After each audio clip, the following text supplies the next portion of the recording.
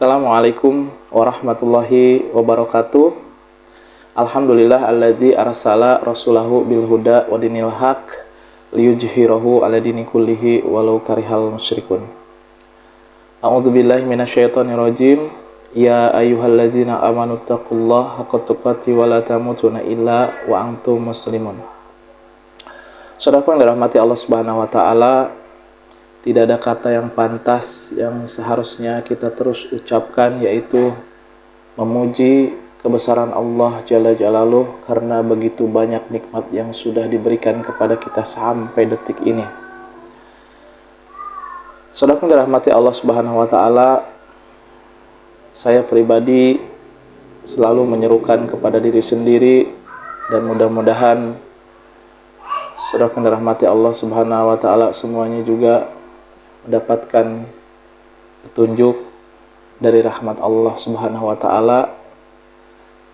Kewajiban kita adalah taat dan patuh kepada Allah Subhanahu wa taala, bertakwa kepada Allah dengan sebenar-benarnya takwa, dan janganlah kita meninggal kecuali dalam keadaan muslim. Maka nikmat yang besar adalah ketika kita masih berada atau Allah tetapkan kita dalam keadaan muslim. Saudara yang dirahmati Allah Subhanahu wa taala, orang ketika mempunyai harta yang banyak, kedudukan yang tinggi, kemewahan yang dia miliki, akan tetapi dia merasakan di dalam hidupnya ada sesuatu yang kurang, atau dia merasakan hatinya itu selalu tidak tenang. Ada rasa ketakutan, gundah gulana, ya. Kemudian merasa seperti kekurangan, cemas, ya, ketakutan. Padahal kalau kita lihat, dia memiliki, Masya Allah, harta yang lebih, rumah yang mewah, kendaraan yang bagus, ya. Kemudian kedudukannya dia juga bagus. Akan tetapi hatinya seperti sempit. Nah, saudaraku yang dirahmati Allah Subhanahu wa taala, boleh jadi orang yang seperti ini adalah orang yang memang sama Allah disempitkan kehidupannya. Sebagaimana kita tahu ya bahwa Allah Subhanahu wa taala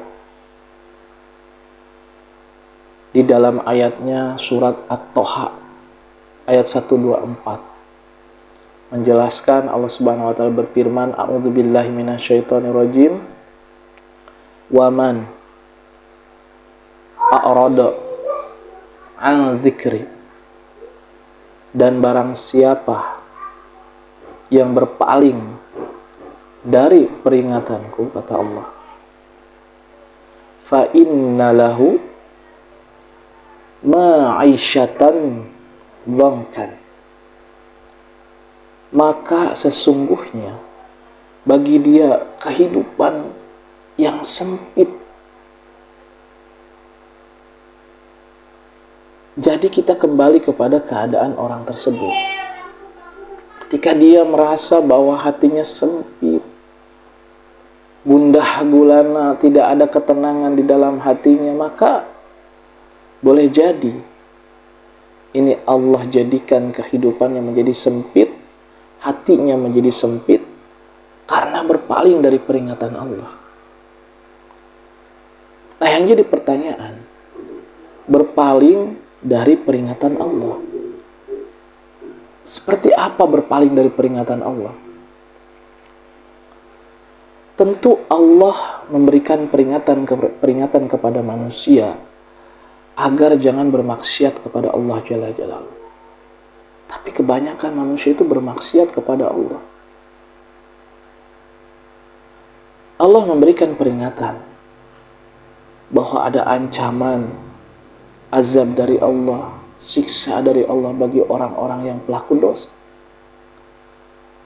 Nah, intinya ketika hati kita, kehidupan kita merasa sempit, ya, ketakutan, kecemasan, tidak ada ketenangan dalam kehidupan kita, maka ini penyebabnya kita sudah berpaling dari peringatan Allah. Jangan merasa bahwa kita ini tidak berpaling dari peringatan Allah. Jangan merasa bahwa kita ini beriman, sudah beriman kepada Allah, sudah menjalankan semua perintah Allah. Padahal banyak perbuatan-perbuatan kita yang ternyata sudah melanggar dari peringatan Allah tadi. Tidak terasa kita melakukan dosa-dosa, kesalahan-kesalahan. Maka Allah jadikan hati seseorang menjadi sempit. Kehidupan seseorang menjadi sempit. Nah, ma'asyiral muslimin rahimakumullah. Jadi sekarang kita harus lebih jeli lagi, ya. Harus lebih memperbanyak introspeksi diri. Apakah ketaatan kita kepada Allah Subhanahu wa taala sudah benar-benar kita lakukan? Atau jangan-jangan kita hanya sekedar memenuhi kewajiban kita saja. Itu pun kewajiban kita sering kita tunda-tunda. Misalkan sholat wajib, ya, waktunya kita tunda-tunda. Jarang sekali kita sholat itu tepat waktu. Padahal yang paling baik itu kata Rasulullah SAW, bertakwa kepada Allah dan sholat tepat waktu. Itu amalan yang baik. Ternyata kita lebih sering menunda-nunda kewajiban kita terhadap Allah Subhanahu wa taala. Nah, boleh jadi semakin lama itu kita lakukan, itu kita biasakan, maka tidak aneh, ya, ketika yang akhirnya keimanan kita ini menjadi turun, menjadi lembek. Akhirnya apa? Membuat kesalahan lebih sering. Nah, jadi saudaraku yang dirahmati Allah Subhanahu wa taala, kembali lagi bahwa ketika hati kita merasa sempit, kehidupan kita menjadi sempit, tidak ada ketenangan di dalam kehidupan kita, maka mari kita langsung beristighfar kepada Allah. Ya, kita kembali kepada Allah. Jangan berpaling dari peringatan Allah. Kita mendekat kepada Allah. Perbaiki ketakwaan kita. Jauhi semua apa yang Allah larang. Dekatkan kita kepada sunnah-sunnah Rasulullah Sallallahu Alaihi Wasallam. Mulai dari sikap kita atau akhlak kita. Kita contoh Rasulullah Sallallahu Alaihi Wasallam. Ibadah-ibadah beliau, sunnah-sunnah beliau Sallallahu Alaihi Wasallam. Maka mudah-mudahan ketika kita kembali lagi ke Allah, mengingat lagi Allah, lebih takut kepada Allah daripada takut kehilangan apa-apa yang ada di dunia ini, maka mudah-mudahan Allah jadikan hidup kita menjadi lapang, hati kita menjadi lapang, sehingga ada kenikmatan pada kehidupan kita di dunia.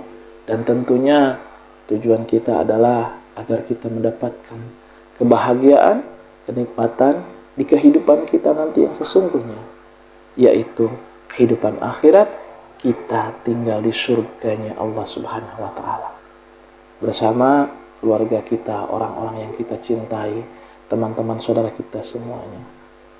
Allahu a'lam bishawab. Subhanakallahumma wa bihamdika asyhadu an la ilaha illa anta astaghfiruka wa atubu ilaik. Assalamualaikum warahmatullahi wabarakatuh.